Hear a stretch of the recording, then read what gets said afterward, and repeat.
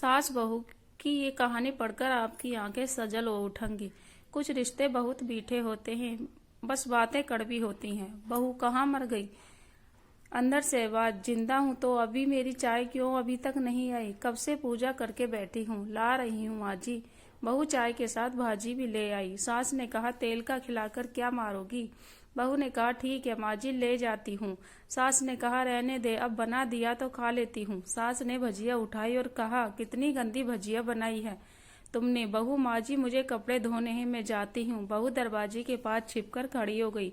सास भजिया पर टूट पड़ी और पूरी भजिया खत्म कर दी। बहू मुस्काई और काम पर लग गई।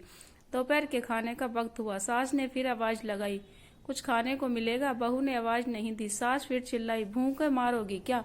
बहू सामने आई, खिचड़ी रख दी। सास बहू ने कहा, क्या आपको मुझे डॉक्टर नहीं ने खाना? दिन में खिचड़ी खाने को कहा है, खाना तो पड़ेगा ही। सास मुंह फुलाते हुए, हाँ तू मेरी माँ बन जा। बहू फिर मुस्काई और चल गई। आज इनके घर पूजा थी। बहू सुबह 4 बजे उठ गई। पहले ने स्नान किया, फिर फूल लाई, माला बनाई, रसोई साफ की, पकवान और भोज बनाया। अब सास भी सुबह के 10 बजे पंडित के साथ भगवान के वस्त्र तैयार कर रही थी। आज ऑफिस की छुट्टी भी थी, उनके पति भी घर पर थे। पूजा शुरू हुई। सास चिल्लाती, बहू ये नहीं वो नहीं। बहू दौड़ी आती और सब करती। अब दोपहर के 3 बज गए। आरती की तैयारी चल रही थी। पंडित जी ने सबको आरती के लिए बुलाया। सबके हाथों में थाली दी। जैसे ही बहू ने थाली पकड़ी, थाली हाथों से गिर गई। बहू के हाथों में तेल लगा था, जिसे वह पोंछना भूल गई। सारे लोग तरह तरह की बातें करने लगे। कैसी बहू है, कुछ नहीं आता, एक काम भी ठीक से नहीं कर सकती, ना जाने कैसी बहू उठा लाए, एक आरती की थाली भी नहीं संभाल सकी। उसके पति भी गुस्सा हो गई, पर सास चुप खड़ी, कुछ नहीं कहा, बस यही बोल छोड़ दिया, सीख रही है, सब सीख जाएगी धीरे धीरे। अब सबको खाना परोसने जाने लगा। बहू दौड़ दौड़ के खाना देती, फिर पानी लाती। करीब 70-80 लोग हो गए थे। इधर तो नौकर और बहू अकेली, फिर भी वे सारा काम बहुत ही अच्छे तरीके से कर रही थी। अब उसकी सास और कुछ आस पड़ोस के लोग खाने पर बैठे। बहू ने खाना परोसना शुरू किया, सबको खाना दे दिया। जैसे ही पहला निवाला सास ने खाया, उसने नमक ठीक नहीं डाला क्या? एक काम ठीक से नहीं करती, पता नहीं मेरे बात की कैसे संभालेगी। आस पड़ोस वालों को तो जानते बस हो ना, बहाना ढूंढते हैं नुक्से निकालने का। फिर तो सब शुरू हो गए, ऐसा खाना है, वैसी बहू है, वो वगैरह वगैरह। दिन का खाना हो चुका था। बहू बर्तन साफ करने की नौकरानी की तरह लग गई।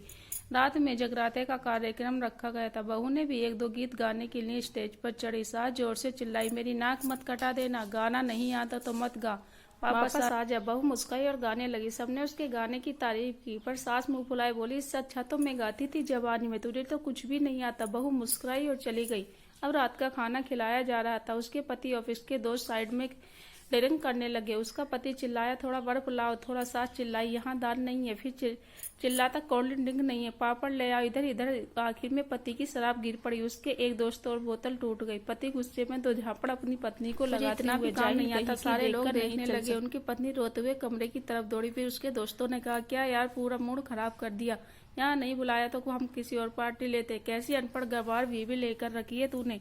उसे तो मेहमानों की इज्जत और काम करने तक नहीं आता, तूने तो हमारी बेइज्जती कर दी। अब आस पड़ोस की औरतों को यही बहाना मिल गया। वो कहने लगी, देखो क्या कह दिया तुम्हारी बहू ने, कोच काम की नहीं है। मैं तो कहती हूँ अपने बेटे की दूसरी शादी कर दो। उठी और अपने बेटे के पास जब उसे थप्पड़ मारो, कहा, यह नालायक, तुमने मेरी बहू को मारा, तेरी हिम्मत कैसे हुई, तेरी टांग तोड़ दूंगी। उसके बेटे के दोस्त कुछ कहने ही वाले थे कि उसकी माँ ने घूरते हुए कहा, चुप, बिल्कुल चुप, यहाँ दारू पीने आए हो, जबकि पता है आज पूजा है और तुम्हें पार्टी करनी है। कैसे संस्कार दिए हैं तुम्हारे माता पिता ने? इधर और चप्पल से मेरी बहू को जाहिल बोला। शब्द कहा तो, अरे पापी, तूने इस लड़की को बस इसलिए मारा कि तेरी शराब टूट गई। पापी को बच्ची हुई, सुबह 4 बजे से उठी है, घर का सारा काम कर रही है, सुबह से नाश्ता किया, दिन का खाना बनाया, फिर हंसते हुए सबकी बातें सुने, ताने सुनकर घर के काम में लगी रहती है। यार दोस्तों को अच्छे नहीं, जूते से मारूंगी तेरे यार दोस्तों। कभी उन्हें ऐसा कहा। यार दोस्त चुपके से खिसक लिए। अब सास बहू के कमरे में गई और बहू का हाथ पकड़कर बाहर लाई।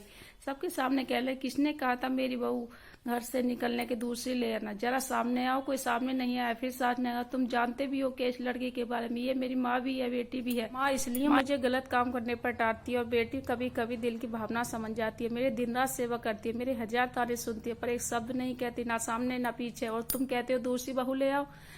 अपनी बहू की करतूत सास ने गुस्से में पड़ोस की महिला से कहा, पीछे हफ्ते ही तुम्हारी मियाँ भी भूख से छोड़ घूमने चले गए थे। मेरी इस बहू ने 7 दिनों तक तुम्हारे घर खाना पीना, यहाँ तक कि जाहिल बोलते, जाहिल हो तुम सब लोग जो कोयल और हीरे में फर्क नहीं जानते। अगर आइंदा मेरी बहू के बारे में किसी ने एक लफ्ज भी बोला तो मुझसे बुरा कोई नहीं हो, क्योंकि मेरी बहू नहीं, मेरी बेटी है। बहू सिसकाई लेती हुई फिर कमरे में चली गई। सास ने एक प्लेट उठाई और भोजन परोसा। बहू के कमरे में खुद ले गई। सास को भोजन लाते देख बहू ने कहा, अरे माँ जी आप क्या कर रही हो, मैं खुद ले लेती। सास ने प्यार ताना मारते हुए कहा, डर मत, इसमें जहर नहीं है, मार नहीं डालूंगी तुझे। मुझे नई सास चाहिए होगी पर तुझे अभी मेरी ही घर की बहू चाहिए। बहू ने अपनी सास को रोते हुए गले से लगा लिया। सास भी रोती पहली बार वो कहा, चल खाना खा ले। फिर मजाक करते हुए कहा, फिर मेरे पैर दबाने चले जाना। एक ख्याल मन में मत लाने कि सास पैर बोलती है, किसी दिन मैं उसका गला दबा दूंगी। क्योंकि कभी ये सोचती थी। दोनों खूब हंसने लगी। कुछ रिश्ते बहुत मीठे होते हैं, बस बातें कड़वी होती है। अगर कहानी अच्छी लगी तो वीडियो को लाइक और चैनल